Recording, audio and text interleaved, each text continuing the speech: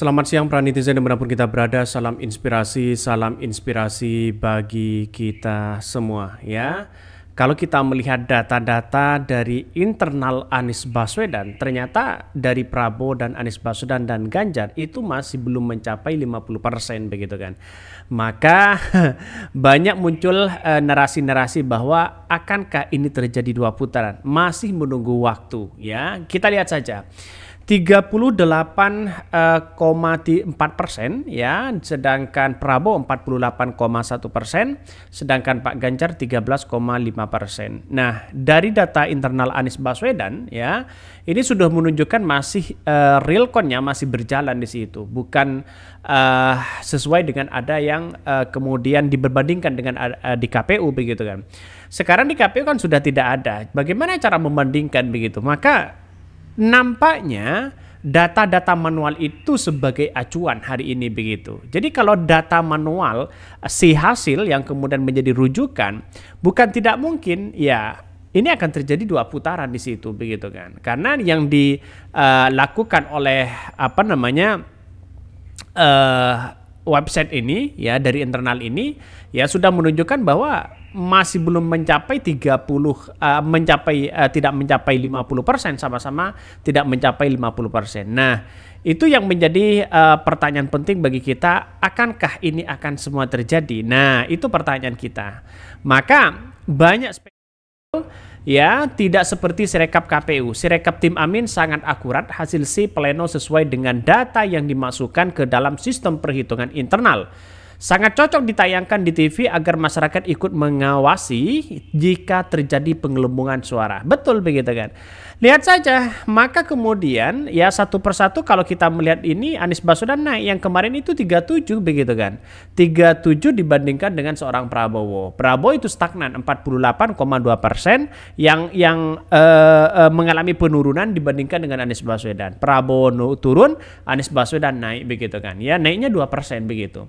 Recall internal dari tim IT Amin ya yang bersumber data dari si pleno dari web ya ai.net ya Jumat 08 Maret 2024. Sama tanggal 10 juga realconnya juga sama mereka begitu. Selisihnya hanya sedikit saja 48 dan banding 38. Nah, sama-sama tidak mencapai 50%. Kalau kita sebagai akurasinya adalah sebagai data manual, kita tunggu saja begitu kan ya.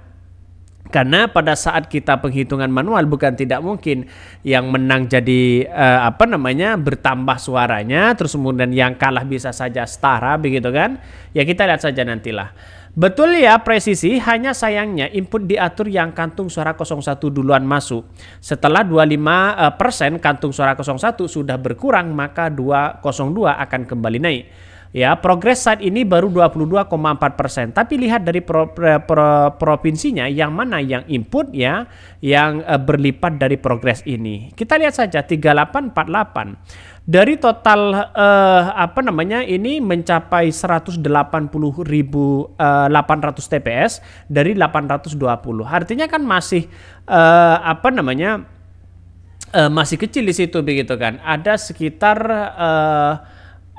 sekitar 5 ya, 6, masih ada 600.000 suara TPS yang masih belum terbaca, belum masuk di situ begitu kan. Ya pelan-pelan sebenarnya kalau merujuk data-data seperti ini, maka kemudian banyak yang membongkar habis-habisan terkait dengan data-data yang kemudian mempublikasi seperti Sirekap misalnya. Anies Baswedan kan posisinya kalah jauh begitu kan.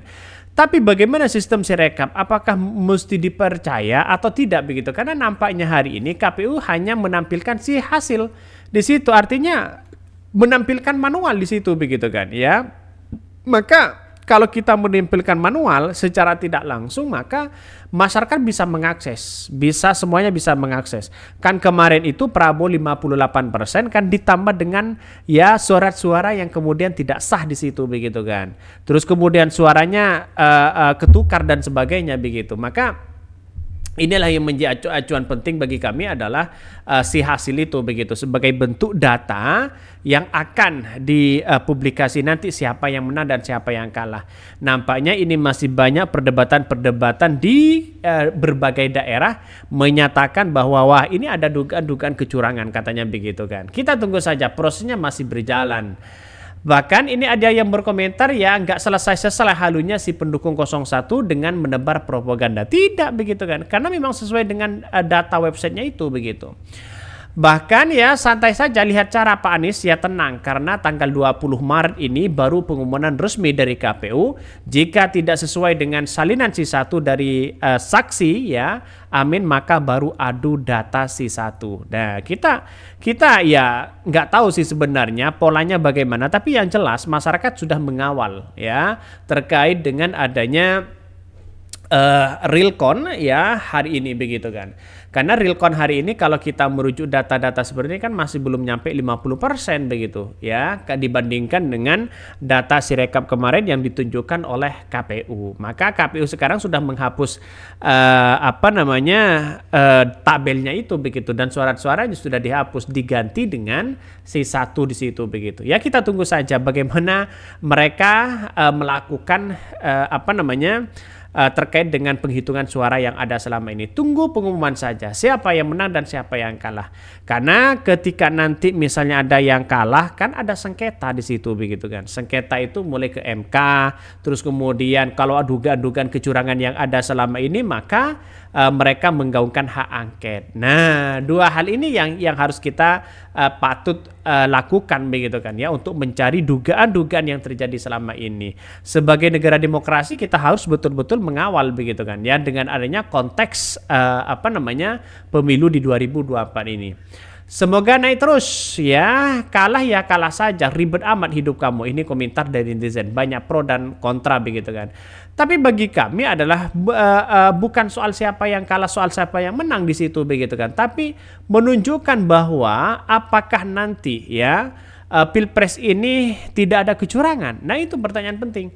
Maka kalau memang ada kecurangan, maka setidaknya kita harus mengawal dimanapun kita berada begitu kan, dengan jalan yang baik. Ya masa di 2024 nanti begitu kan, di 2029 begitu kan ada nuansa-nuansa lebih dari ini. Ya ini yang tidak diinginkan bagi kita begitu kan. Tapi di saat kita menggaungkan hak angket, kita tunggu saja bagaimana nuansa-nuansa politik hari ini begitu kan, nuansa yang kemudian di berbagai daerah masih banyak yang ribut begitu kan ya, sana sini ribut ada suaranya hilang dan sebagainya begitu kan. Maka saya yakin dan saya yakinnya bahwa kalau suaranya ada yang hilang ada yang tidak begitu kan, ini yang harus kita waspadai siapa yang bermain di dalamnya. Mungkin itu yang kami sampaikan. Ya, tonton terus channel Hodari Podcast Rakyat ini karena ada berita-berita menarik dan viral setiap harinya. Salam para netizen, salam inspirasi bagi kita semua. Jangan lupa di subscribe dan YouTube Hodari Podcast Rakyat ini.